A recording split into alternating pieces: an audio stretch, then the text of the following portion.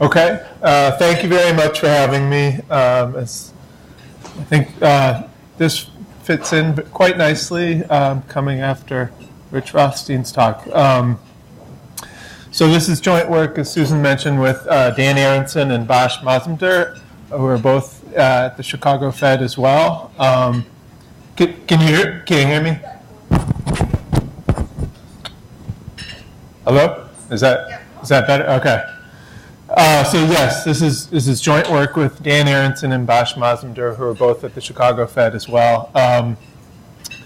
And since we work for the Fed, I have to say that these are the views of the authors and not necessarily those of the Federal Reserve Bank of Chicago, the Board of Governors of the Federal Reserve System, or its staff. And so this is a project looking at trying to estimate the impacts that the maps, the redlining maps that were drawn up of all major cities in the U.S. by the Homeowners Loan Corporation in the late 1930s had on neighborhoods from the 1940s to the present. Sociologists, I think, have known this for a long time, but economists seem to be coming around to the point of view that place matters for many outcomes. That is to say that the neighborhood that you grew up in can have an effect on things such as your educational attainment, your income, your wealth. There's also a large literature on racial segregation in both sociology and in economics. And our goal is kind of think about these things, and what we really want to find out is what were the effects that the original late 1930s HOLC redlining maps had on neighborhoods. Did the maps lead to urban disinvestment and shut out African Americans from attaining wealth? There's been a lot of debate about this, but little kind of broad-based, systematic, quantitative evidence. So that's what we're trying to provide here. And what we do is we trace out the effects that the maps had from 1940 through 2010. And since I don't have a ton of time, I'll preview our key findings. We find that the maps led to increased segregation, reduced home ownership, and lowered home values and rents in neighborhoods that were deemed as riskier and therefore given a lower grade. These effects seem to peak around 1970 to 1980 and then wane a bit. It's kind of remarkable that these boundaries drawn 80 years ago still seem to be reflected in measures of financial well-being today, such as credit scores. Another interesting thing that comes out of our analysis is that it seems that the long-run effects are actually stronger and are a bit more persistent in the yellow-lined areas rather than the red-lined areas. And I'll come back to this toward the end of the talk, thinking about potential reasons why. Okay, so a little bit of historical background. And this is a very abbreviated version of this background, but most of it should be well set up. But after the Great Depression, the government created a slew of new agencies to stabilize housing markets. There was, at the same time, there was a major shift toward long-term, fully amortized and government-insured mortgage loans. The Homeowners Loan Corporation during this time was asked by it's the agency that oversaw it, the Federal Home Loan Bank Board, to create a set of to help promote a scientific appraisal process and to create a set of residential security maps for all major cities. The maps they produced were color-coded, with A being the least risky maps, which were colored in green, through D being supposedly the most risky neighborhoods, which were colored in red. Now, one of the keys, so they looked at many factors, including economic factors, but one key variable in the grades was the demographic makeup of neighborhoods. the race and ethnicity of the neighborhoods. The HOLC maps likely systematized and nationalized kind of coordinated practices that may have already been in existence. We think that the maps had influenced private lenders as well as the Federal Housing Administration. There's evidence of this. Okay, so a brief side on the data that we used for the project. So we obtained geocoded HOLC maps for 149 cities from the University of Richmond's Digital Scholarship Lab. They have a very, very impressive website set up that you can find if you Google mapping inequality, where you can look at these maps and look at the underlying area description files underneath them. I'll talk a little bit more about that in a sec. The other thing that we brought to the project was census data from the decennial censuses from 1910 through 2010. So from 1910 through 1940, we have address level data. Then from 1950 to 1980, the best we can do is census tract level data. Finally, from 90 to 2010, we have census block level data, which is pretty fine.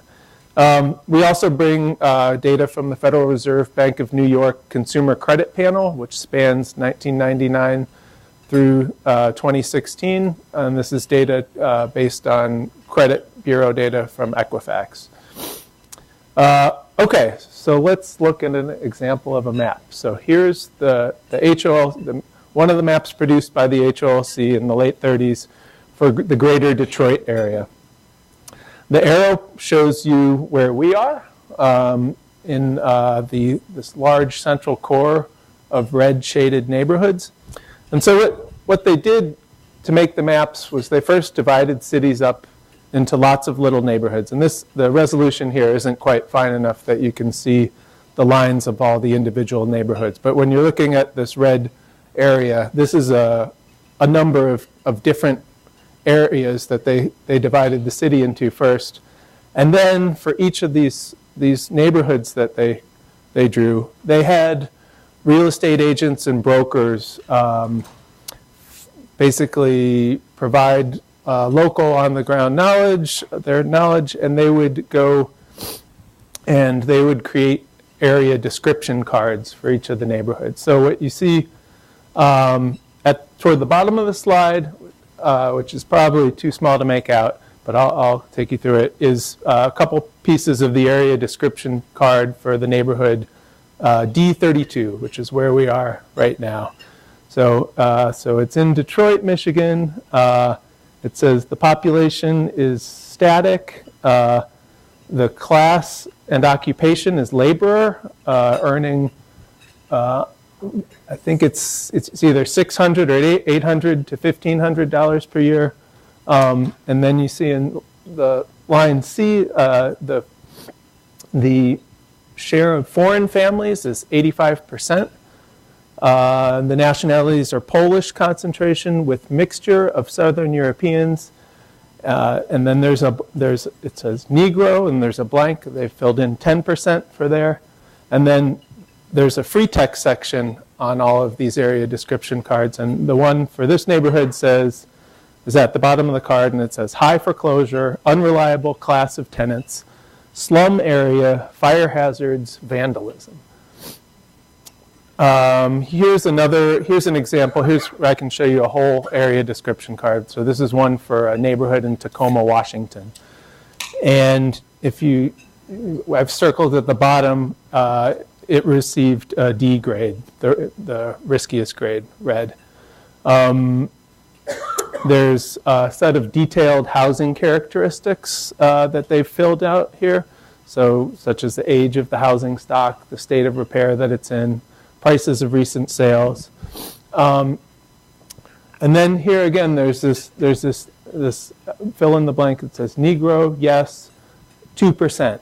And then if you look down at the bottom in the class clarifying remarks section, the free text section, it says this might be classed as a low yellow area, meaning C but almost a D, almost if not for the presence of the number of Negroes and low-class foreign families who reside in the area. And so this language isn't particular just to Tacoma, Washington. So if you kind of take a random sampling of these area description files for neighborhoods across the country, you see it. So in Berkeley, Area 2, which got a C grade, the free text, part of the free text said, northeastern part of area, north of University, could be classed as high yellow, but for infiltration of Orientals and gradual infiltration of Negroes from south to north. Brooklyn, one of the neighborhoods in Bed-Stuy, Brooklyn, Area 8, says colored infiltration, a definitely adverse influence on neighborhood desirability, although Negroes will buy properties at fair prices and usually rent rooms. So I won't read all of these, but you can find examples like this in these neighborhood description files across the country. And what it's pointing to is the appraisal industry in the real estate industry at that time viewed mixing of races and ethnicities. They had the view that this would lower property values. And so if based on this view, when the government was going to be insuring these long-term mortgages, the idea was, so if you take that as your science and then you say, how can we make sure the government is making prudent mortgage insurance decisions, then you're going to end up with a policy where you're going to provide less mortgage insurance in neighborhoods with racial or ethnic minorities. So this is so that's kind of setting the stage, and now I'm going to turn to the analysis. So what was the effect that these maps and the maps through how they influenced lending and mortgage insurance decisions had on neighborhoods over time. So what we're going to do is we're going to look at areas that are just to the, say, east of a boundary between a red and a yellow neighborhood, or a boundary between a yellow and a blue neighborhood, versus areas that are just to the west. So we're going to look at people. So here's an example of the redlining maps for Manhattan, Brooklyn, some of Brooklyn, and some of Queens, and we've shaded in all the boundaries. The boundaries are colored black. These are like straight line segment boundaries that are a quarter mile in length or longer. And then what we're going to do is we're going to draw a rectangle on either side of these boundaries, and this is going to allow us to kind of difference out. Comparing people just across the boundaries, we're going to be able to kind of difference out the impacts that things like access to employment, transportation, local amenities such as parks might have. So that's going to allow us to control for a lot of kind of local factors. Furthermore, we're going to use statistical methods to create a control group of boundaries, a set of boundaries where there was no HOLC difference in grade, that we can use as another control. So we do this in two ways. We impose a grid over each city and find boundaries with similar gaps as the ones where there actually was a grade change drawn. We also use the actual HOLC boundaries, but that had neighborhoods with the same grade on both sides of the boundaries. So there's lots more details in the paper.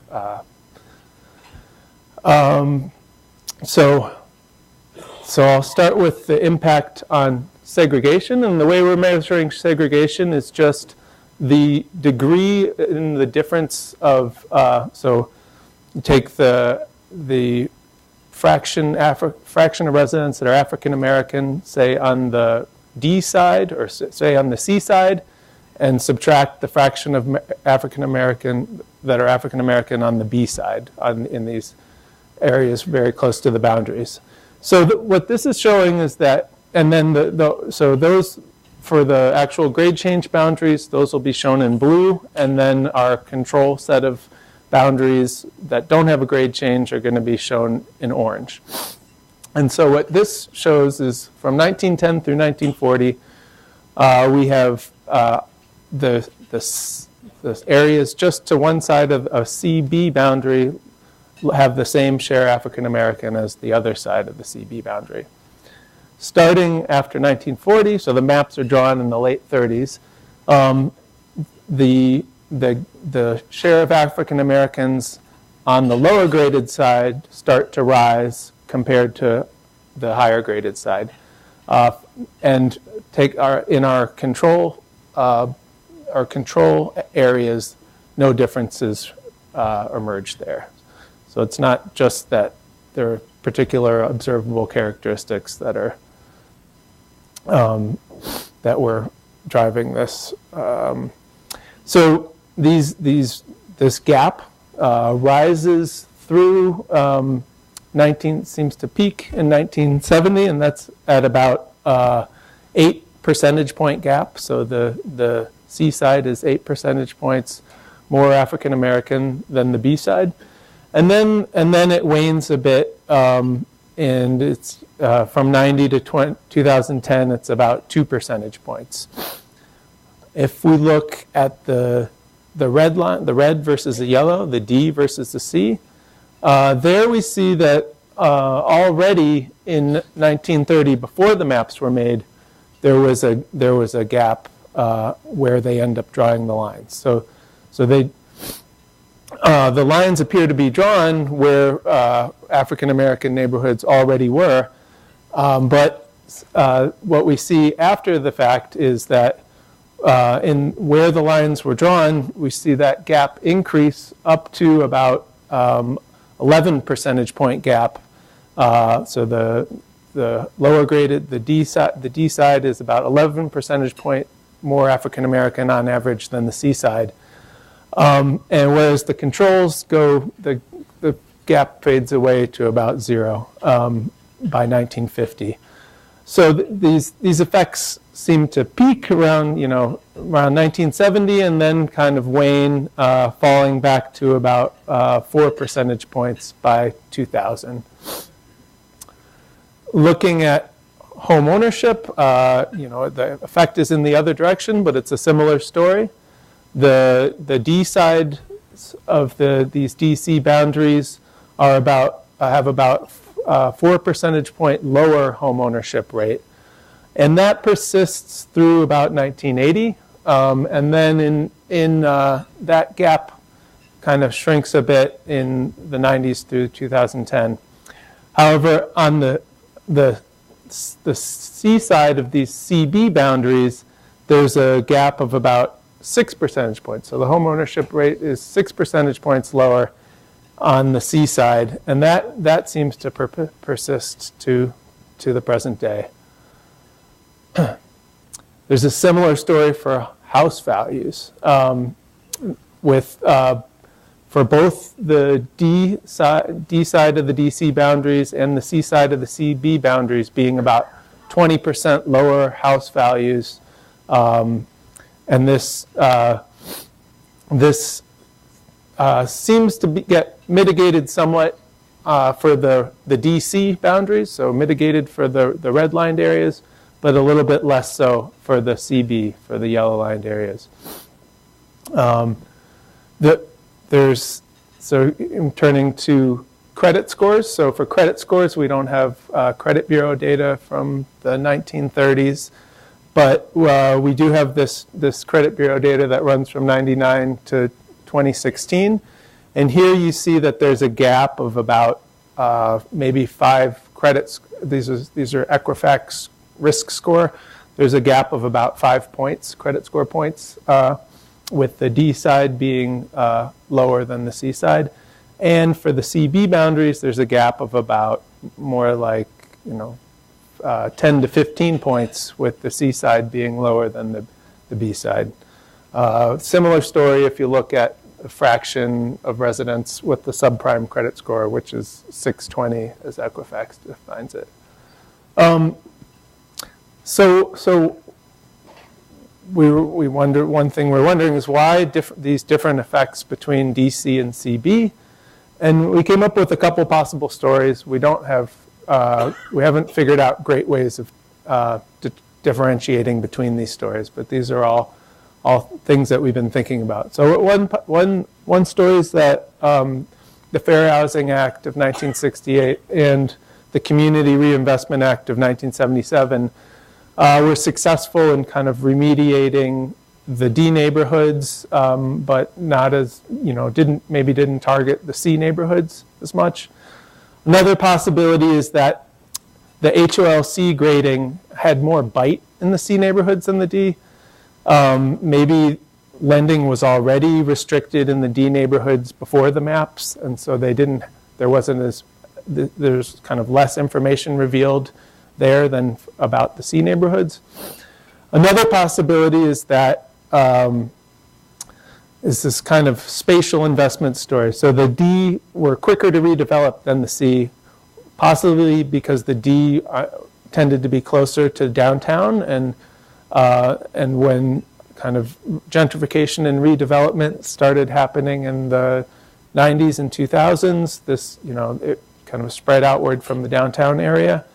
Another possibility is that the D building stock was just more fully depreciated, and it was kind of easier to rebuild there. But we're still kind of thinking about these possibilities. Last little bit of data before I conclude. So the recent paper by Raj Chetty and co-authors was mentioned earlier, which looks at differences in income mobility by race across different cities or commuting zones. And so we took a look at, there's kind of a faint bit of evidence that our measures of the impacts that the redlining maps had on the gaps in share African American, which is for the recent period from 1990 to 2000, is shown on the x-axis. So cities such as Fort Wayne, Grand Rapids, and New Orleans and Toledo have kind of high and persistent gaps across these DC map boundaries. These cities also tend to have a little bit lower predicted income mobility measure for African Americans, according to the Chetty et al. Paper. So we think this is some kind of suggestive evidence about some correlation here. To conclude, the maps have long been suspected to be a driving factor for urban development, but we didn't think there was systematic evidence about this. We find that the maps had causal effects over the subsequent decades. We did a quick back-of-the-envelope calculation and think that we can feel comfortable saying the maps might account for about 15 to 30% of the overall area gaps in share African American and home ownership between these sets of neighborhoods. We were kind of surprised to find that the yellow lining effects seemed a bit more persistent than the red lining effects. We think our study has some implications for the Fed in that it highlights the continued importance of the Fed's community development function, which serves as an important counterweight to this historical legacy. It also highlights the importance of the regulatory function of enforcing CRA. We're still doing work on this project in terms of exploiting the city-level variation in the effects to try to think about the mechanisms. And we're also, with some other co-authors, doing a follow-on project looking at the long-run effects on individuals.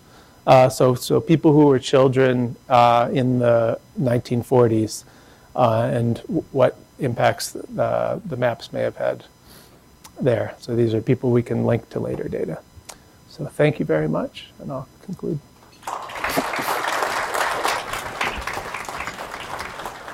Okay, thank you, Dan. And if I could have Al and Benjy and Cynthia come up for our next panel. Dan, you'll join us for this panel also. So just to sort of reset the stage a little bit here, this morning we've heard from Richard and from Dan, which gave us some insights on not only the history of some of the impacts of government policy, but also with Dan's presentation sort of brought that forward to remind us that what's old is very much new again, and it really has not, despite many decades of effort to try and overcome some of the impact of redlining, we're still fighting those battles today, whether it's through the mechanism of the Community Reinvestment Act or for many of the practitioners in the room, it's just our day-to-day reality. So as I begin this, my name is Gerry Boyle. I'm the Managing Director of Community and Economic Development for the Federal Reserve Bank of Chicago. And because my opinions might slip out here, I have to remind people that my opinions are mine and not that of the Federal Reserve Bank of Chicago or the Federal Reserve System, as Dan pointed out at the beginning of his presentation. But we do want to sort of make a little bit of a transition now because, as I said, we got a little bit of the history and Dan brought that history forward to us.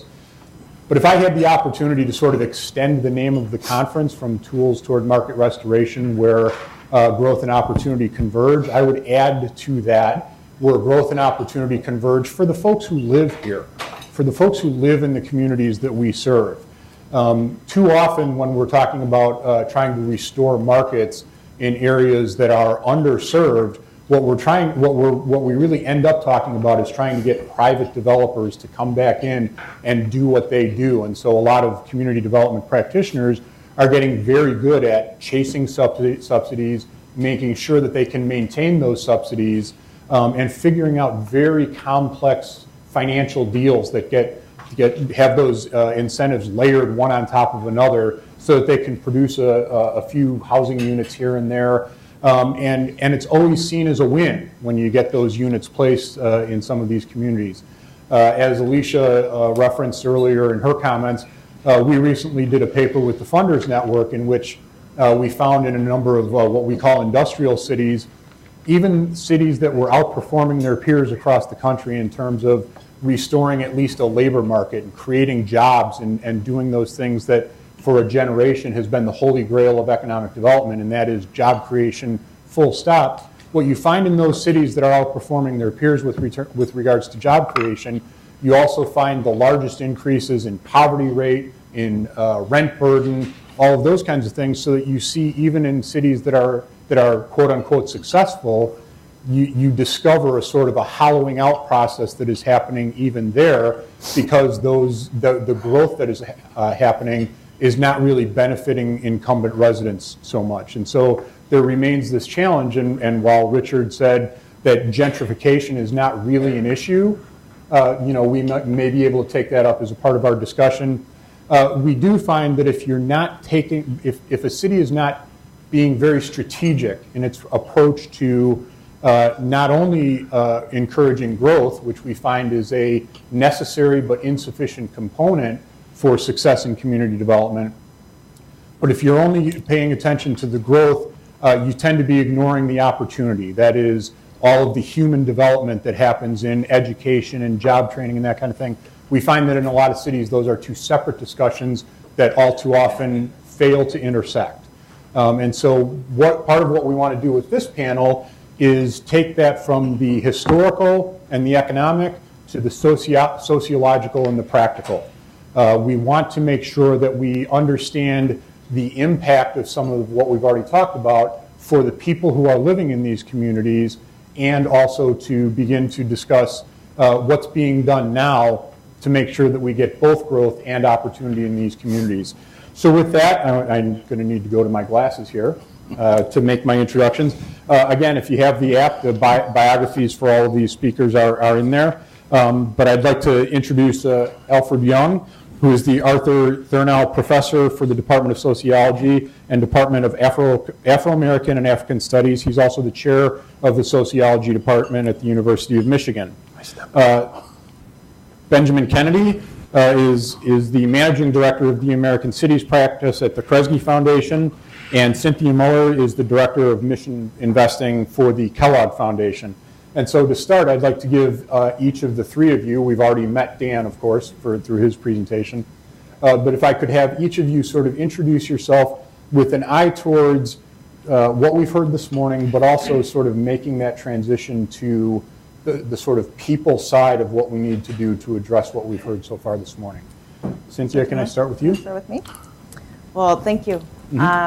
I'm Cynthia Miller. I'm the Director of Mission Investing at Kellogg Foundation. I lead our impact investing practice at the foundation. Can you hear me okay? Oh. Move it up maybe a little bit. How's that? Better? All right, sorry about that. So for us at the Kellogg Foundation, our mission is to focus on tools and approaches that will benefit children, their families, and the communities in which they reside. And so this morning's discussion. You need the. Where does? Aaron, can you turn these up a little bit? I'm just gonna. I'll hold it up to my mouth. Sorry about that. So the Kellogg Foundation's mission is focusing on children, families, and the communities in which they reside. And we do this in a couple of different ways. We look at a systems lens approach to the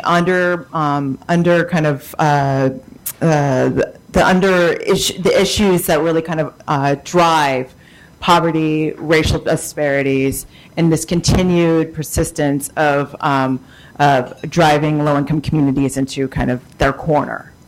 And so we look at it through an education's lens, we look at it through a family economic security lens, we look at it through a health equity, all under this rubric of racial equity. So I was really heartened for this discussion earlier and then the redlining discussion as well, because those are the drivers that help us think about how do we start to introduce new approaches that really will dismantle decades of these systems that have been set up to oppress particularly communities of color. And so we work heavily with our friends at University of Michigan and Kresge and the Fed to really start to look at those models. And so my colleagues across the foundation and across the country are partnering with many of you, the federal government, local government, to really start to look at how can we use all the tools that we have as a $9 billion foundation to really drive that systemic change. And so it's not a series of one-offs. I just want to be clear. I mean, we give out money, no doubt, but we really are trying to be strategic about how that money goes out. So how can we dismantle redlining, right? It's a huge program or the approach that's really undermined the economic prosperity of many people of color and continues to do so. And so how do we think about opportunities to address that? So for instance, the notion of penalizing those municipalities that have continued, segregation type ordinances, right, through maybe their muni bonds, right, thinking about that, or helping our partners in the communities to really think about, how can we strategically buy up properties to maintain affordability, providing the capital right up front without any issues or, long times or long duration in origination. And so we're really trying to get down to the community level. And we understand that we have this broader systems at play, and we understand there's a long-term goal of dismantling it, but we've got to get those little chip away at that system as much as we can. Thank you. Benjy? Great. How's my mic? Is it okay? Can everybody hear? Can you hear okay? All right. I'm Benjy Kennedy. I actually wear two hats at the Kresge Foundation. I do lead our American Cities practices. That's essentially our national community development program. And I also lead with my colleague Wendy Jackson our Detroit program.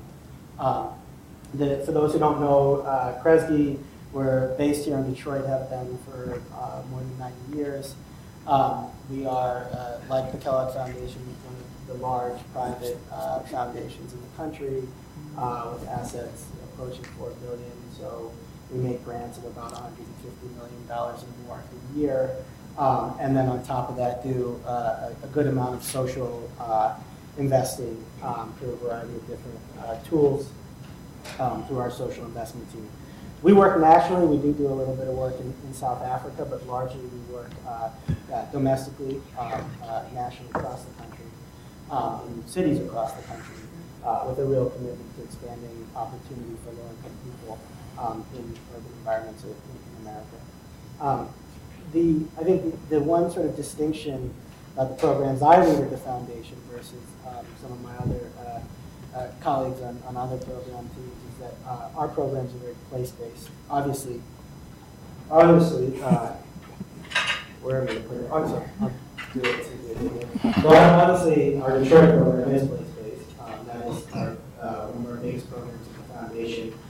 We've been working deeply in the city for a number of years, but particularly in the past sort of decade and a half. We've been involved in many major initiatives with that. Obviously, grant farming, the bankruptcy resolution that many of you may have read about, but also things like Emerald Rail, the Q line, the light rail line on Woodward, the riverfront. But the work that we are equally as proud of doesn't get discussed as much, which is the many dollars that we put into the development, across the city. I want to actually thank Dan. I think that's an extraordinary bit of research that we all have done.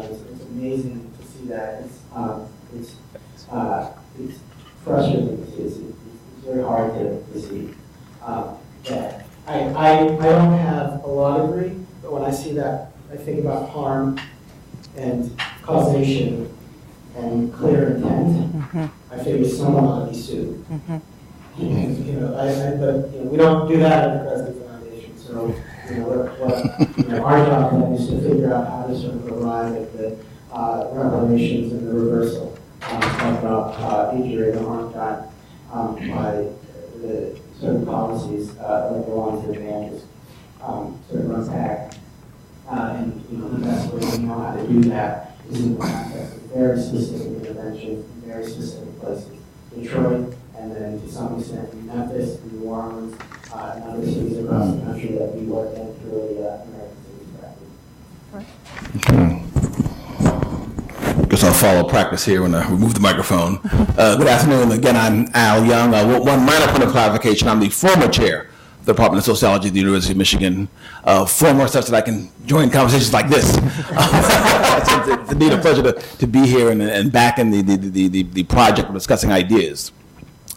I come at this agenda in a unique, but I think highly important way in that as a researcher, I've spent the better part of 2 decades studying low-income African Americans in large and mid-sized cities. Most of my work is centered on African American men, but I've in recent years broadened the agenda to look at African American women as well. And fundamentally, I'm interested in how these people think about opportunity, possibility, the good life, and implicit in those conversations are what they think about their own communities and the possibility for better communities. So I stand quite literally, and I say quite literally because my research is largely field-based. I've never issued a survey in my life. I'm in communities talking to people where they live, and to the extent that they work, where they work.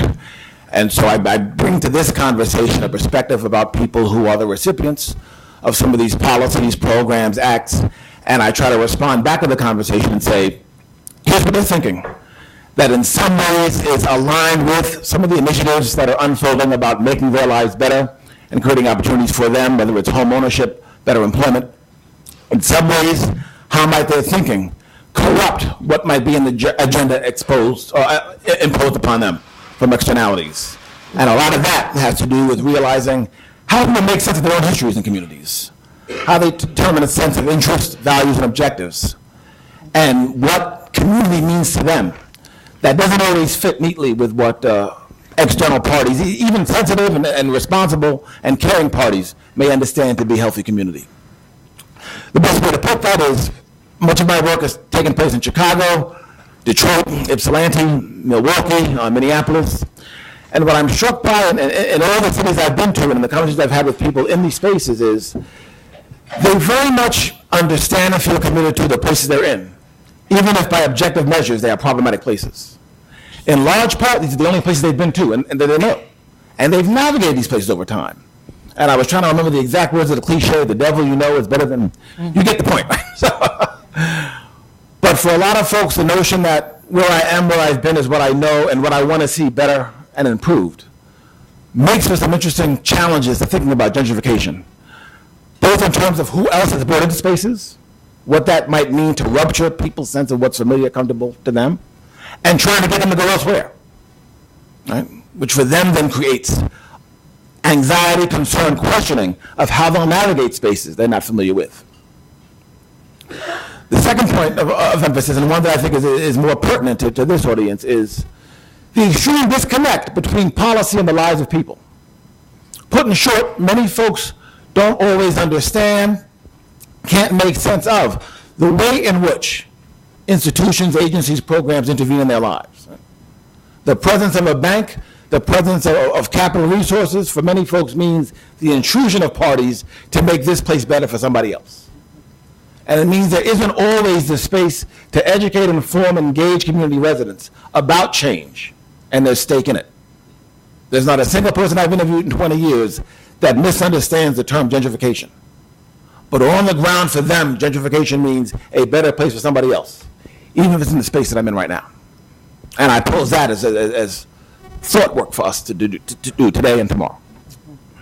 So I'll pick up where you left off there. In some of the places that we've studied, Detroit among them, Gary, Indiana pops to mind. Part of what you're describing when it's described in these localities is it's based on trust, that you have decades of reason for both parties to not trust each other, and it's described as, I'm coming in with my largesse, and why don't you know how to welcome this? And the response is, because every time people have come in with their largesse, it's cost me something. And so I'm wondering if in your research you have any insights into the reality of that, and or any places where people have been able to address that lack of trust in a way that allows for some improvements to place, to bring opportunity to place.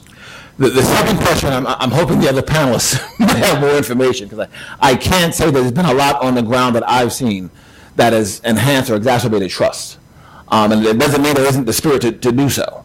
But again, speaking to residents about their spaces, oftentimes more anxiety, concern than the feeling that there's trust. But what I think is important to convey to people, and what has to be an important part of the conversation, and this again becomes a point of nuance that I think is critical, is even in large cities where there's development, for a lot of the folks that I study, there's an immediate sense of certain parts of the city, certain parts of the community that get the largesse, that get the resources, and then those spaces almost become identified as alternative to where they live. And so a lot of the conversation in Detroit is the 7.2, right? The 7.2 square miles downtown that's being developed. And I can't tell you how in the last several years, folks have almost talked about the 7.2 as another city. Where they are on the east side or the other parts, not a part of that development. It means some critical thinking and critical work for people like us to do, to get people to understand the possibilities for downtown development that has bearing on their lives. Right? With the understanding that for many folks, they don't see it, and there's a history of that kind of development not working for them. So educational initiatives and informational initiatives that bring folks into discussion. I think from the outside looking in, the common understanding is a better downtown means a better city. For folks in the most impoverished communities that I study, a better downtown means some place different from where I live that's for people unlike me. And they can almost exclude the downtown or other parts of developed cities as no longer being what is familiar space for them. So with the organizations that you two fund and work with, more of the same, a lack of trust, and how do you invest in building trust for those communities and their residents? Well, I mean, I would say, first, I concur. I think there's certainly a lack of trust. I can't think of a moment, in my lifetime where there's been less trust in our country than there is right now. And I think a lot of that has just to do simply with broken promises. Certainly when I think about my community, when I think about the Black community, I think just a long history of people breaking promises. And so, I think the one thing that's very important for large investors, banks, foundations, and others to remember is that you're walking into an environment, entering an environment where people have been promised this and delivered this, the thing that I talk about a lot with our foundation when we talk about our place-based work is just being what we say we're going to be, doing what we say we're going to do. And it's tough. I think, it's tempting to promise folks the world. But I think you have to be realistic about what you can do on what timeline, etc. So I think, should I use this microphone? I think yours is working, but You want me to it's not working? Okay. I'm not as clear like the sound, or I'm not as cogent. It's probably a little bit of both. I don't know where it's been done incredibly well, but I think that some of the trust building comes from just particularly on the institutional side, sort of clarity of purpose, clear communication, and then I think fulfillment of responsibility, sort of consistent delivery. The other thing that I think we don't talk about enough when we talk about sort of trust building mechanisms and sort of machinery is the sort of important role, in my view, that our third sector, the nonprofit sector, plays as a conduit of that trust, is the folks who are on the ground. It doesn't always play out that way, but I want to give our nonprofit sector and our nonprofit professionals the benefit of the doubt. I think more often than not, where there are broken promises, there is an institution, a public sector leader, public sector official, or a private actor, investor, reaching over the nonprofit sector, trying to work around the nonprofit sector, being dismissive of the role that community development organizations, and all the way down to less formal sort of parts of the sector, like block clubs, et cetera, the role that they play in terms of sort of giving voice and advocacy to residents on the ground. So to me, that they're an important sort of piece of the solution. I think in Detroit, that we've availed ourselves of that resource sometimes, and then I think at other times we haven't been as thoughtful in engaging that sector. I think it's, so this trust piece. I mean, we think about this a lot at the foundation, and in fact, it drives a lot of our decision making. So if we've made a commitment, whether it's dollars or staff time or whatever, we like to hold ourselves to that. And if we can't, be transparent as to why. And I think, as Benjy mentioned, there have been decades of communities being disappointed, right? Being promised one thing and not having it delivered. And I think for us in philanthropy, and I think also, the government and other kind of key stakeholders, there's not a lot of accountability. And we need to change this environment of, we're going to make these big grandiose promises. We're going to have these opening, these breaking ground ceremonies, and then what? The building doesn't deliver, or the community didn't really want it. I think that to us is not the end goal. The end goal is the community owns whatever comes out of, a program or a project. And so we help to support this trust building. We have our named places around the country, which include Michigan. So we have a team here in Detroit, Grand Rapids, and Battle Creek, and folks in New Orleans and Mississippi and New Mexico.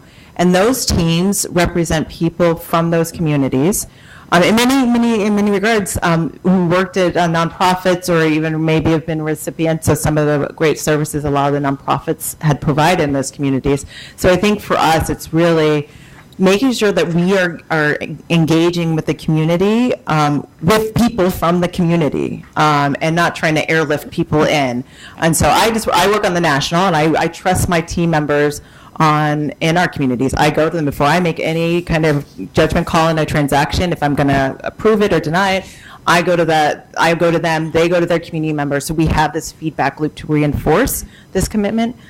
Additionally, we're really figuring out really strong ways to really start to bring those resources to community members. So for instance, we have a leadership program that really from top to bottom helps folks who show a lot of promise and leadership, whatever they're doing, nonprofits, government work, even in the private sector, and helping them to understand kind of how they can leverage their network, their insights about the community to benefit the community.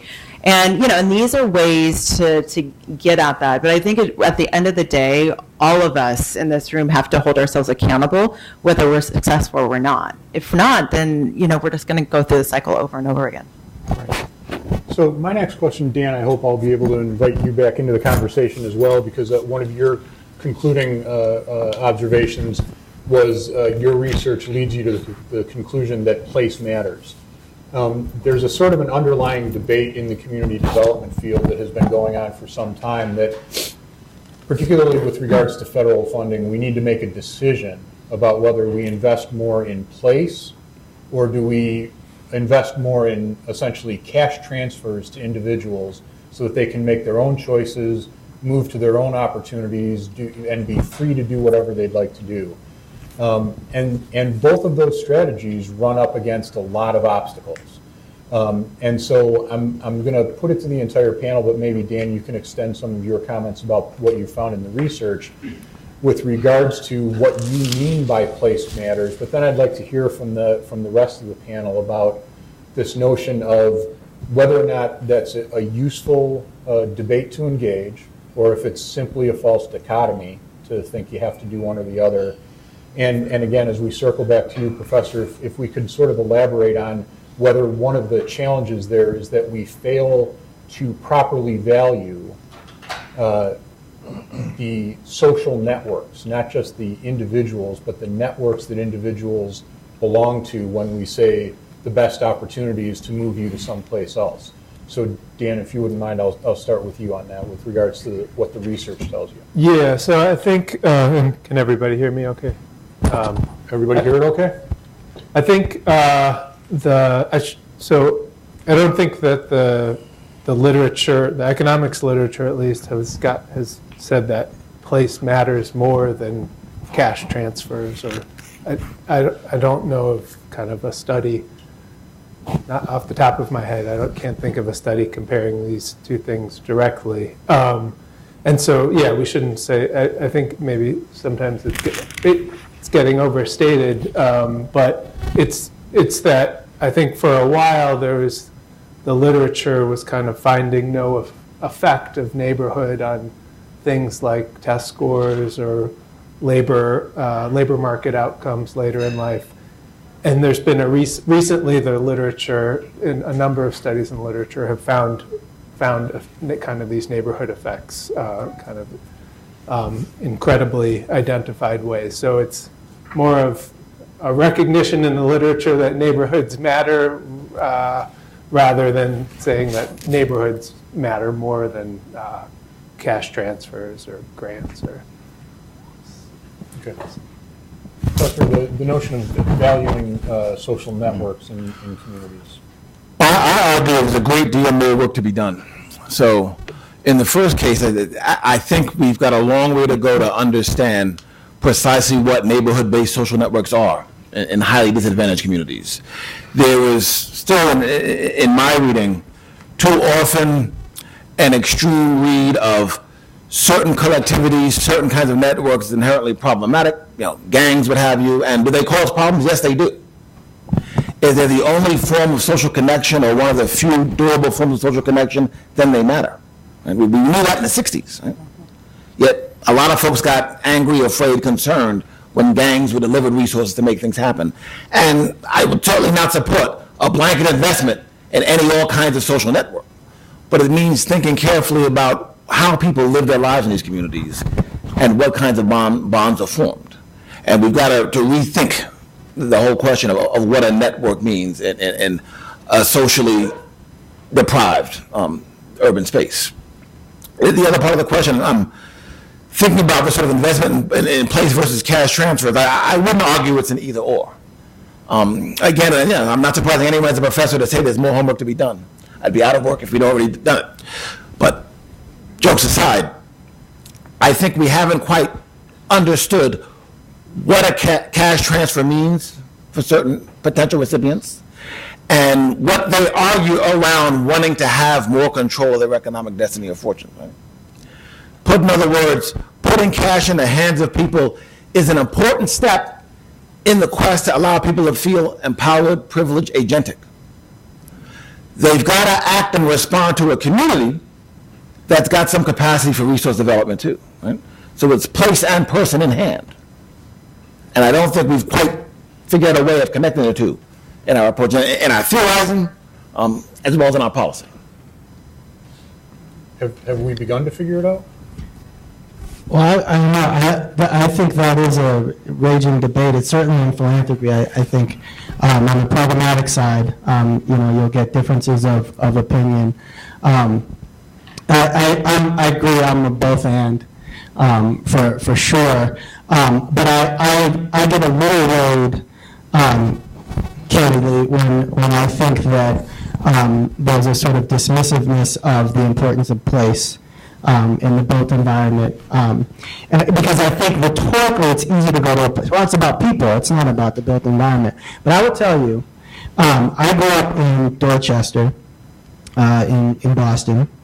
And I was born grew up in a place called Raymond Park, for anyone who knows Boston. And there was right up the hill from my triple decker from my apartment, there was a playground. And for my entire childhood that I lived in that neighborhood, that playground was like a shell of something it once was, because it had been burned down or something, I think, when I was probably 1 or 2. I don't remember that, but I was told that. It was supposed to be like a Noah's Ark. It's a great, like, Noah's Ark made out of wood, and there were all these little animals, and some of them were chipped up and kind of painted on and spray painted on. And it didn't look like a boat anymore, I'll tell you that. So I remember, there was lots going on in my neighborhood for sure. And I can tell you, I'm sure there were lots of cash transfers, delivered into my neighborhood, making life better for a lot of people. But all I really wanted was to play in that boat. I think that place matters immensely. And I think that people of any income, no matter what kind of cash transfers are being delivered to you, etc., deserve the things that we perceive to be superficial. I think that they are profound in their impact on the individual, because that's your home. So I'm a both and, but I don't want us to be dismissive of the importance of place. I agree. I mean, it's really about stability, right? So you could play in that park every day, right? To the mom who knows that she's going to have her network of aunties in the community, right? So it's about recognizing what's valuable in those social networks, in addition to kind of and what's driving the behavior. I think most of you probably been reading about this group of folks that have been marching up from Honduras, in Mexico. Why were they together? For protection and numbers. They didn't want to do that trip alone. And same here, our communities don't want to be alone. They don't want to be put into neighborhoods they don't know. They don't want to not have the choice. The same way that many of other Americans can go and choose and live in whatever neighborhoods that they want, right? But folks want to have that autonomy. And, I have a 13-year-old, and we were talking about the riots. We were watching the movie, the Detroit movie that came out last year, and talking about what really kind of pushed that frustration, right? And it's that feeling of being trapped and having no upward mobility. I think our role here in this room is to give people the tools that they need to move, to do if they stay in community, if they want to go to university, if they want to find different jobs, there are no other options, right? So why don't we just provide them the tools to do that? And I think for us, looking at the social network and honoring the shared experience of the people in these communities, because those are the shared experiences that ground them. And if we don't recognize that, we're just coming in and meddling in something we shouldn't be. So I think that's one thing, and I really appreciate your remarks on that, because I think far too often we as community development professionals, we're trying to find efficiencies. and there are no efficiencies in this work. The work that we do in our places is long. We're not going to see the returns on it, or the effects of it for decades. But that's our commitment in philanthropy. I know, just as the people that came up with the redlining, right, that was their commitment. So we have to undo it. And that's the challenge. This is not easy. But I think for us, going in there with kind of an ethnographic kind of lens, really understanding and trying not to dismiss the community's motivations, context, because in order for all of it to change the state, it has that community to own it. If we just come in there, fix the park, but it gets burned down the next week, what do you got? You don't have any progress. So that's something that we really think about a lot and really try to impart in our grantees and our investees, because we don't like folks airlifting in to communities and then leaving. We really want to build it from the ground up, and we want folks to go through the uncomfortable conversations, because those are the relationships that stay for the long term. Okay. Well, I could stay in dialogue myself here, but I think I owe it to all of you to give you all the opportunity to jump in with questions that you might have. There is a microphone here available. If anyone has a question, please raise your hand, and we'll bring the microphone to you. Our first question right here.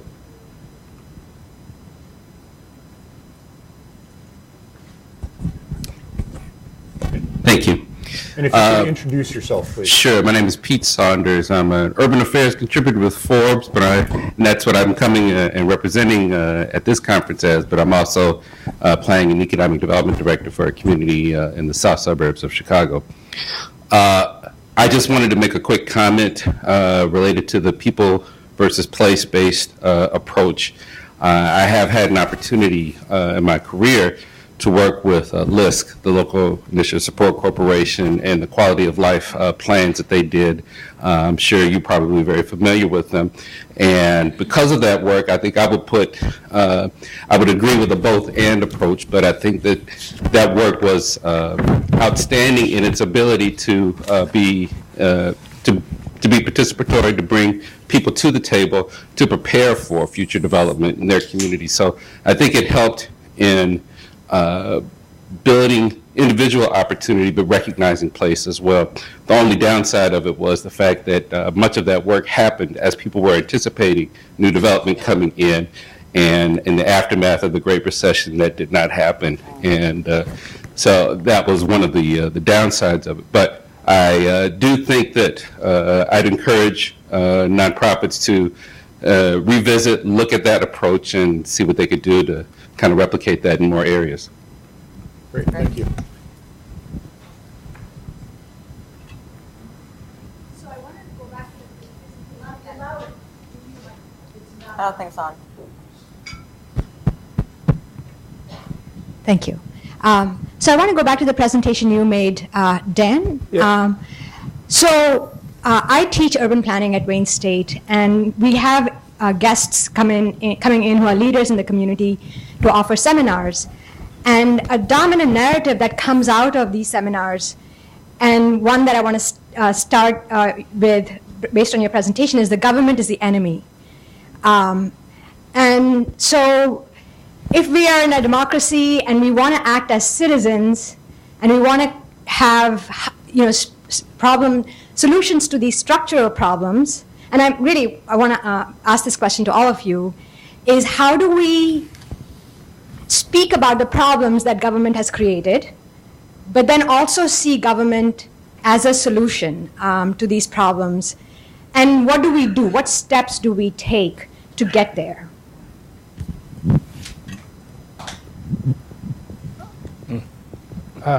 So I guess my perspective, I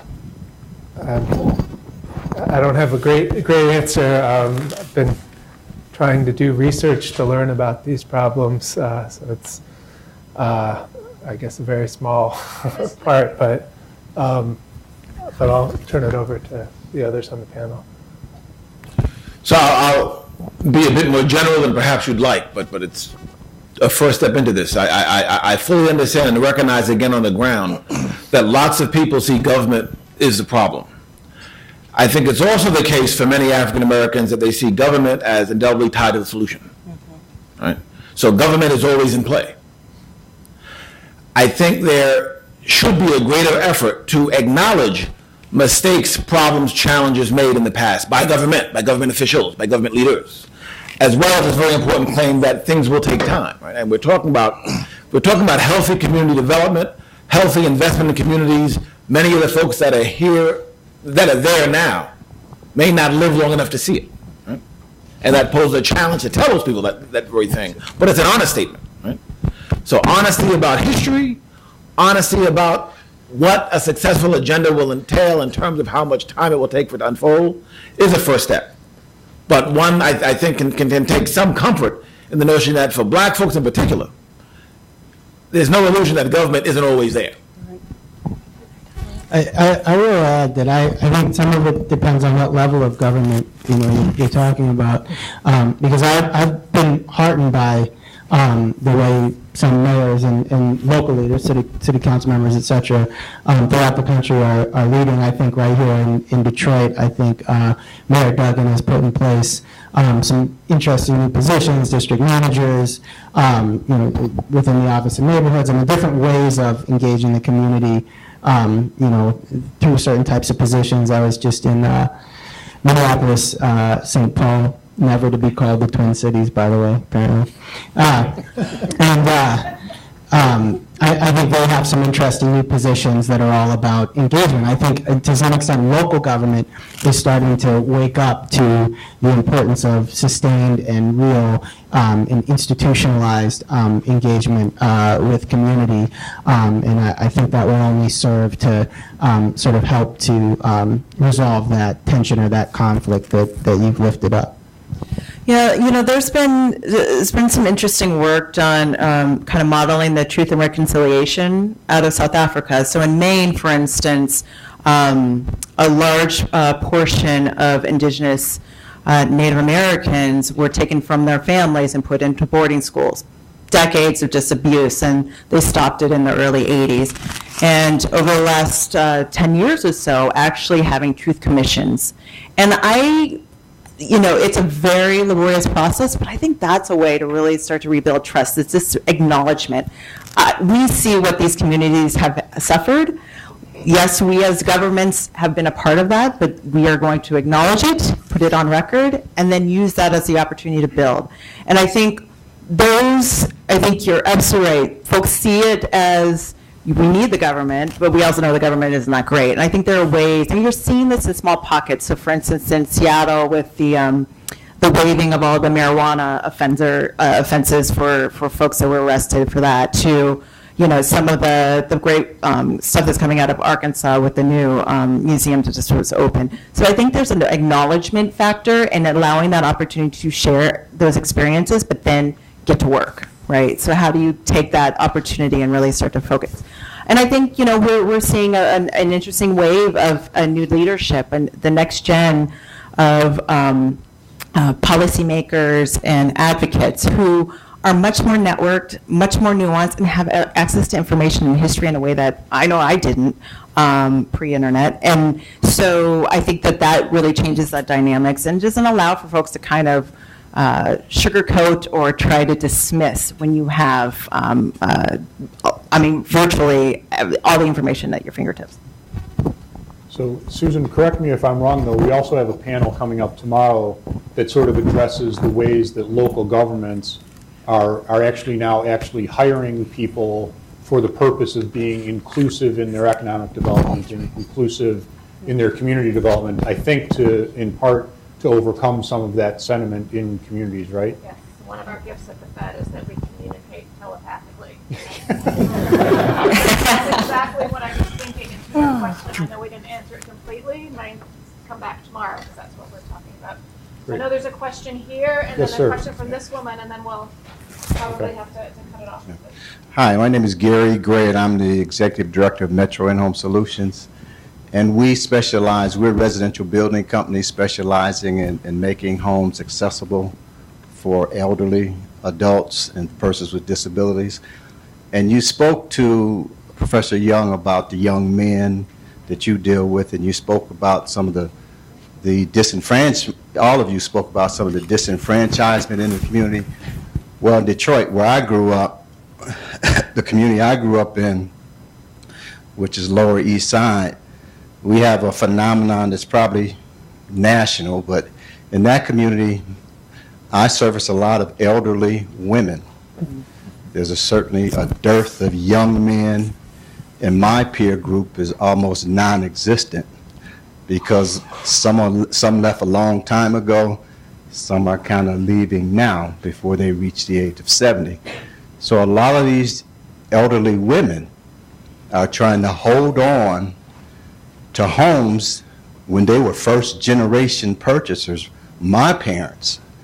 There's no transition plans.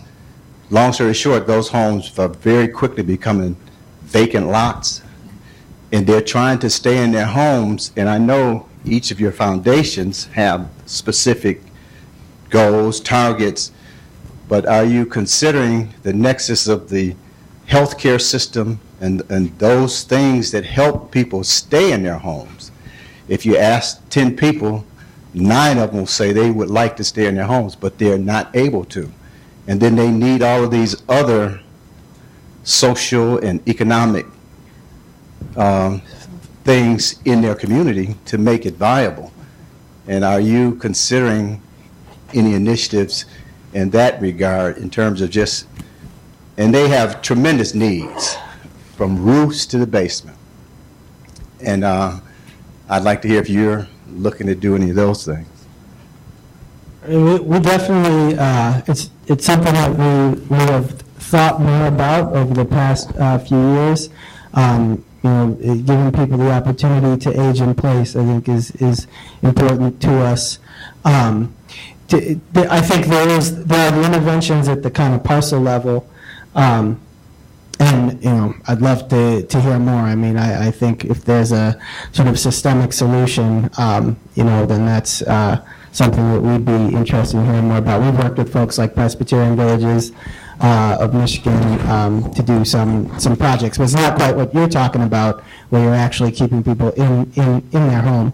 But I think there's another kind of sort of neighborhood scale set of interventions that are simply that are driven basically by by planning.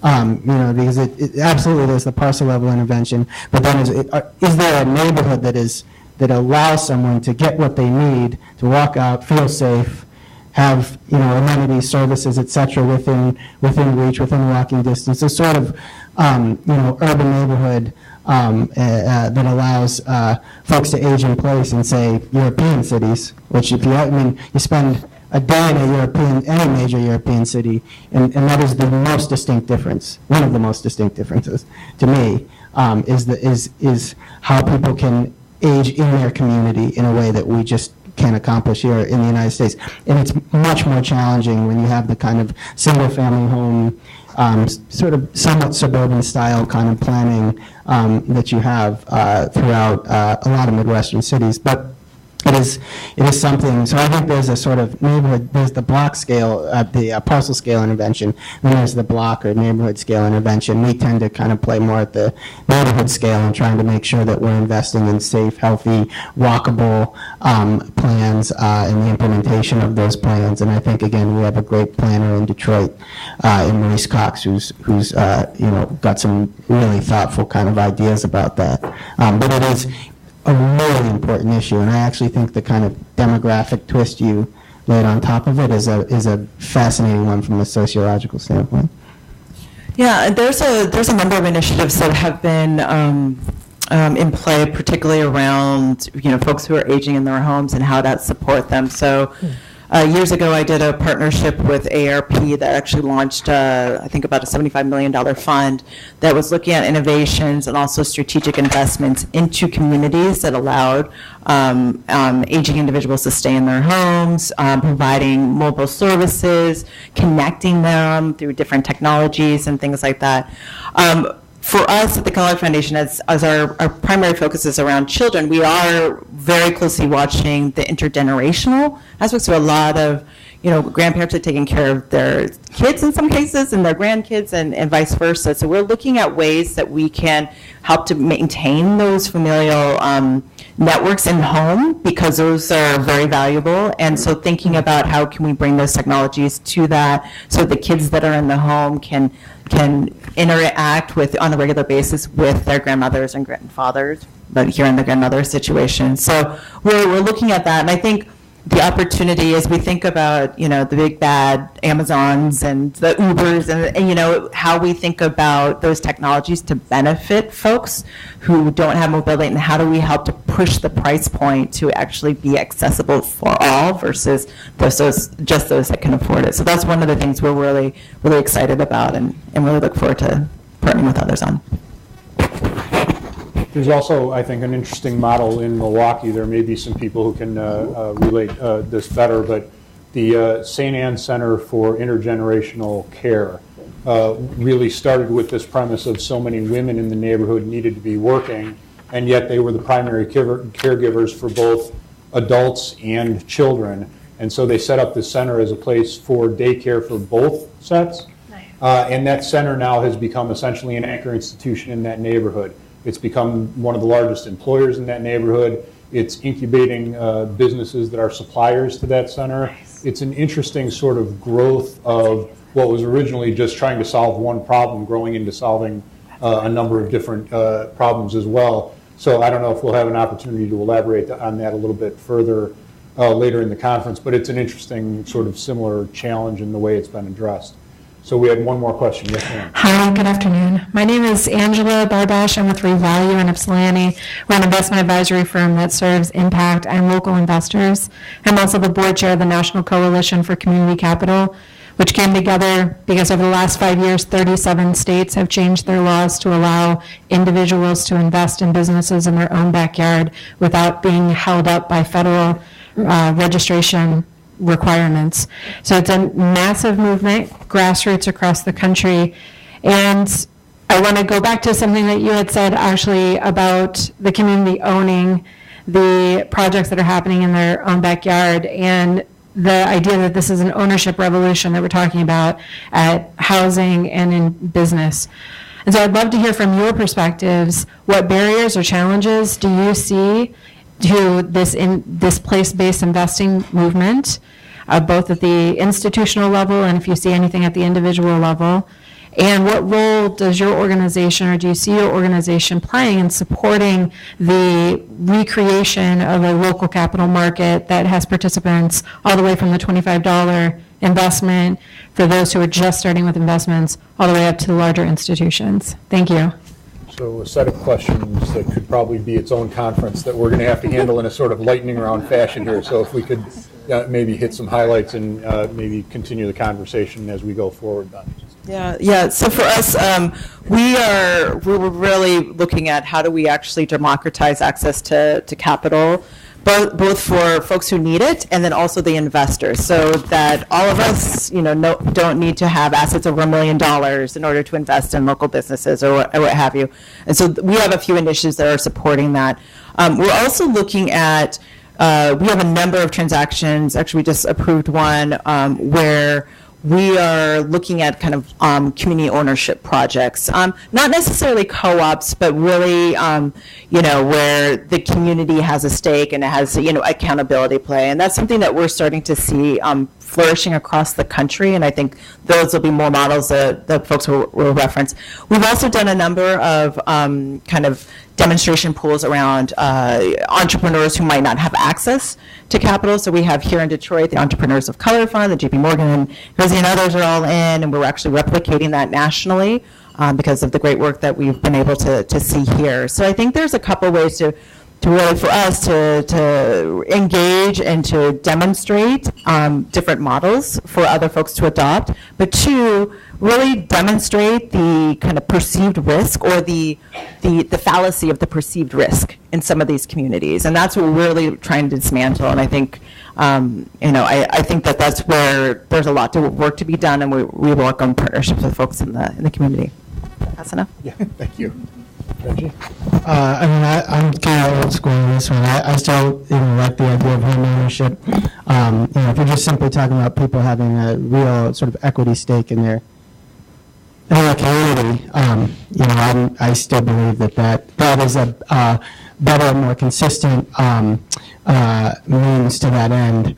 I've seen some very interesting kind of, collective ownership efforts across the country that have taken like 20 years to put together and then fall apart rather rapidly or don't generate the, returns necessary for folks. I'm not saying that, there aren't successful examples too, but it can be a very niche kind of, way of impacting people's lives. So I just, we've done some things around basically nationally the Sun Initiative and sort of taking on predatory lending practices and trying to kind of intervene where banks are behaving badly and keep people in their homes and just recognizing that especially in certain communities, African American community in particular, that home equity is a really important source of cross-generational wealth and security. Okay, with that, I'm sorry I'm going to have to bring this panel to a close, but please take this opportunity to thank our panelists for a great discussion.